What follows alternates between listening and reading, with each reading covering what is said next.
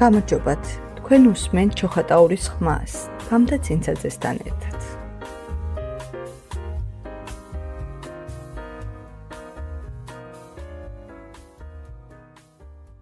მედიცინის პროფესია იმაზე ბევრად ძველია, ვიდრე ოფიციალური სამედიცინო განათლება ან საავადმყოფო სისტემა. ის იწყება იმ დროიდან, როცა ადამიანს ულიდა, ტკივილს უმსუბუქებდა, ჭრილობას უხვევდა და უბრალოდ გვერდით ედგა. ჯერ კიდევ პრიმიტიულ საზოგადოებაში სრუნვა ავადმყოფზე იყო გადარჩენის აუცილებელი პირობა და ამ ფუნქციას ძირითადად ქალები ასრულებდნენ. ძველ ცივილიზაციაში, ეგვიპტეში, ინდოეთში, საბერძნეთსა და რომში უკვე არსებობდა ავადმყოფზე მოულის გარკვეული წესები. ჰიპოკრატეს ეპოქაში მკურნალობა მხოლოდ წამლებს არ ეფუძნებოდა, დიდი მნიშვნელობას ანიჭებდნენ სისუფთავეს, კვებასა და გარემოს, რომელშიც სწორედ მომვლელები, მომავალი ექთნის პროტოტიპები თამაშობდნენ მთავარ როლს. შუა საუკუნეებში ავადმყოფზე სრუნვა ხშირად ეკლესიებისა და მონასტრების პასუხისმგებლობა იყო. მონაზვნები და მოხალისეები უვლიდნენ დაჭრილებს, ავადმყოფებს და ეპიდემიით დაავადებულ ადამიანებს. მაშინ ექთნობას არ ჰქონდა პროფესიული სტატუსი, მაგრამ მას ჰქონდა უდიდესი ჰუმანური მნიშვნელობა. სრუნვა სიცოცხლეზე, იქ სადაც მედიცინა ხშირად უძლური იყო. ექთნის პროფესიის გარდამტეხი ეტაპი მე-19 საუკუნეში დგება ფლორენს ნაითინგელის სახელთან ერთად. ერიმის ომის დროს მან დაამტკიცა, რომ სისუფთავე ორგანიზებული მოვლა და ჰიგიენა პირდაპირ გავლენას ახდენს გადარჩენაზე. სწორედ ის ითვლება თანამედროვე ექთნობის დამფუძნებლად. მან ექთნობა აქცია განათლებაზე, დისციპლინასა და ეთიკაზე დაფუძნებულ პროფესიად. მე-20 საუკუნეში ექთნის როლი კიდევ უფრო გაიზარდა. მსოფლიო ომებმა, პანდემიებმა და მედიცინის სწრაფმა განვითარებამ ნათლად აჩვენა, რომ ექიმის ცოდნა ვერ იქნება შედეგიანი ექთნის გარეშე. ექთანი გახდა არა მხოლოდ დამხმარი, არამედ დამოუკიდებელი პერსონალი, რომელიც იღებს მნიშვნელოვან გადაწყვეტილებებს პაციენტის ყოველდღიურ მოვლაში. დღეს ექთანი არის ჯანდაცვის სისტემის ერთ-ერთი საყრდენი. ის პაციენტებთან ყველაზე ახლოს მყოფი პროფესიონალია. ადამიანი, ვინც პირველი ამჩნევს მდგომარეობის ცვლილებას, ვინც უსმენს, ამხნევებს და ხშირად იქცევა პაციენტის ერთადერთ საყრდენად. თანამედროვე ექთნობაში გაერთიანებულია მედიცინა, ტექნოლოგია და ემპათია. ექთნის პროფესიის მნიშვნელობა განსაკუთრებით მკაფიოდ გამოჩნდა ბოლო წლებში გლობალური პანდემიის დროს. მაშინ მსოფლიო მიხვდა, რომ ექთნები მხოლოდ სამუშაო ძალა არ არის, ისინი არიან გმირები ყოველდღიურობაში, ადამიანები, ვინც საკუთარ უსაფრთხოებას ხშირად მეორე ადგილზე აყენებენ სხვისი სიცოცხლის გადასარჩენად. ისტორიულად ექთნობა ყოველთვის არსებობდა ჩუმად, უხილავად, მაგრამ გადამწყვეტად. ეს არის პროფესია, რომელიც ვითარდება ადამიანური თანაგრძნობის პარალელურად და დღეს იმავე ღირებულებებზე დგას. ექთანი არ არის მხოლოდ პროფესია, ეს არის მოწოდება, რომელიც საუკუნეებს გადის და სიცოცხლეს ემსახურება. მოგესალმებით, ეს ჩოხატაურის სათემო რადიოა და მე თამთა ცინცაძე ვარ. დღეს ჩვენს ეთერში ვისაუბრებთ ერთ-ერთ ყველაზე საჭირო და პასუხისმგებლიან პროფესიაზე, ექთნობაზე. ექთანი არის ადამიანი, რომელიც პაციენტების გვერდით ყველაზე მეტ დროს ატარებს. ბრუნავს არა მხოლოდ მკურნალობაზე, არამედ ადამიანურ მხარდაჭერაზე. დღევანდელი სტუმარი გვიამბობს, რას ნიშნავს ექთნობა რეალურად, რა სირთულეებსა და სიხარულს მოიცავს ეს პროფესია და რატომ არის ის შეუცვლელი ჯანდაცვის სისტემისათვის. მოგესალმებით, თამუნა, დიდი მადლობა, რომ მოგზავნით ჩვენთან გადაცემაში. გთხოვთ მოკლედ გაგვაცნოთ, ვინ ხართ, რამდენი წელია ექთნად მუშაობთ, მოგვიყევით თქვენ შესახებ. მოგესალმებით თამთა, მივესალმებით თქვენს მსმენელს. მე ვარ თამუნა კვიდრაძე, პროფესიით ექთანი და ამ სფეროში უკვე მუშაობ 11 წელია. ეს არის პროფესია, სადაც შეგიძლია ადამიანებს დაეხმარო ყველაზე რთულ მომენტებში და იმედი იყო მათთვის. სასწავლებლის დამთავრების შემდეგ პირდაპირ ჩოხატაურში დაიწყეთ მუშაობა თუ გქონდათ გამოცდილება სხვა ქალაქებშიც გემუშაოთ? სწავლის დასრულების შემდეგ 5 წელი ვიმუშავებ ბათუმში, ბათუმის რეფერალურ საავადმყოფოში, შემდეგ 1 წელი ვიყავი თბილისში და ამჟამად მუშაობ გურიაში, რეანიმაციულ განყოფილებაში. ძალიან საპასუხისმგებლო პროფესია, რა თქმა უნდა და მით უმეტეს რეანიმაციულ განყოფილებაში ყოფნა. რატომ გადაწყვიტეთ ექთნის პროფესიის არჩევა? მთავარი мотиваცია, რა თქმა უნდა, ეს იყო ადამიანების დახმარების სურვილი. ექთნობა მხოლოდ პროცედურები არ არის, ეს არის ყურადღება, თანაგრძნობა და უდიდესი პასუხისმგებლობა. რას მოიცავს ექთნის ერთი სამუშაო დღე? ჩვენი დღე იწყება პაციენტების მდგომარეობის შეფასებით, მედიკამენტების გაცემით, პროცედურებით, ექიმთან კოორდინაციით და ხშირად ვართ პაციენტისა და მისი ოჯახის მთავარი დამაკავშირებელი რგოლი. რა არის ყველაზე რთული თქვენს პროფესიაში? ყველაზე რთულია ემოციური დატვირთვა, როცა ხედავთ კივილს, შიშს და მძიმე მდგომარეობას.